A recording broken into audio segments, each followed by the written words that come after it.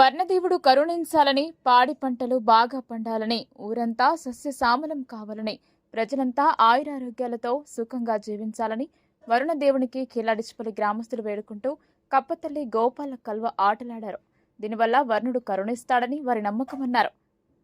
నిజామాబాద్ జిల్లా డిచ్పల్లి మండలంలోని కిలాడిచిపల్లి గ్రామంలో గ్రామ అభివృద్ధి కమిటీ, గ్రామ పెద్దలు, గ్రామ ప్రముఖుల సహకారంతో కప్పతల్లి గోపాల కల్వ కార్యక్రమాన్ని ఘనంగా నిర్వహించారు. యువకులు, గ్రామస్తులు పెద్ద ఎత్తున పాల్గొని వరుణదేవుని ప్రసన్నం చేసుకోవడానికి ఆటలాడారు. గ్రామస్తులు, మహిళలు పెద్ద ఎత్తున పాల్గొని కన్నుల పండుగగా వీక్షించారు. ఈ సందర్భంగా మాజీ సర్పంచ్ బూస సుదర్శన్ మాట్లాడుతూ, వర్షాకాలం మొదలై 2 నెలలు గడుస్తున్నా అనుకున్నంత వర్షాలు పడలేదని, పంటలు ఎండిపోయే దుస్థితికి వచ్చిందని, వరుణదేవుడు కరుణిస్తాడని 1000 కళ్లతో ఎదురు చూశామని వర్ణుడు కరుణించలేదన్నారు.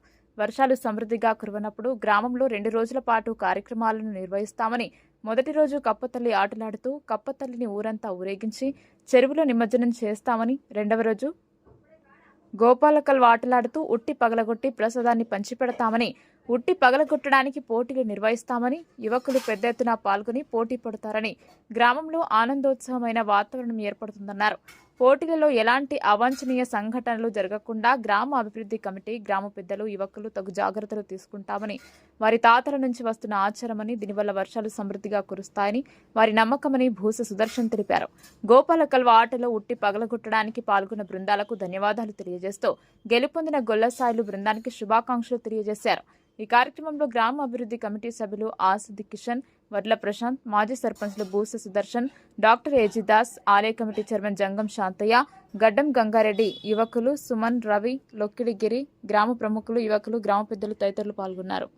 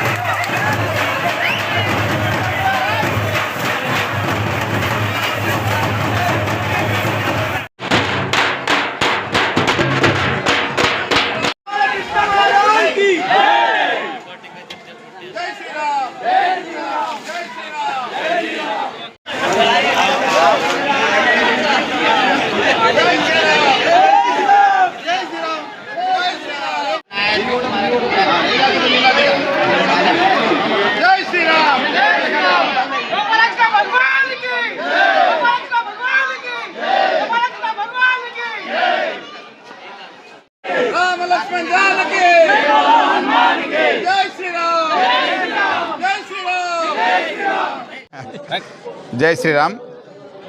ఈరోజు మా డిచ్పల్లి గ్రామంలో వర్షాలు కొద్దిగా వెనుకబడి పంటలు కొద్దిగా ఎండిపోతున్న సందర్భంలో మా డిచ్పల్లి గ్రామాభివృద్ధి కమిటీ ఆధ్వర్యంలో గ్రామస్తులందరి సమక్షంలో అందరు రైతులు, యువజన సంఘాలు, యువకులు అందరి సమక్షంలో మేము ఎప్పుడైతే వర్షాలు కొద్దిగా వెనకడుగు వేస్తాయో మా గ్రామం ఆనవాయితీ నిన్నటి రోజు కప్పతల్లి ఆడడం జరిగింది.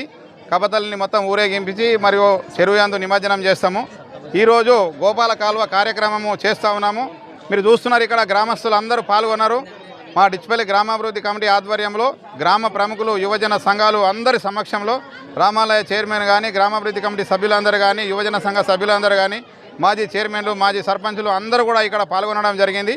ఇది ఏంటంటే మేము భగవంతుని కోరుకుంటున్నాం ఏంటంటే ఒక గోపాల కాలువకు పెద్ద గుంజవాతం, గుంజ మీద ప్రైజ్ మనీ పెట్టేసి యువకులు ఎవరైనా ఇంట్రెస్ట్గా ఉన్న వాళ్ళు పైకి ఎక్కుతారు, నీళ్లు తడుపుకుంటా ఇచ్చేస్తాము.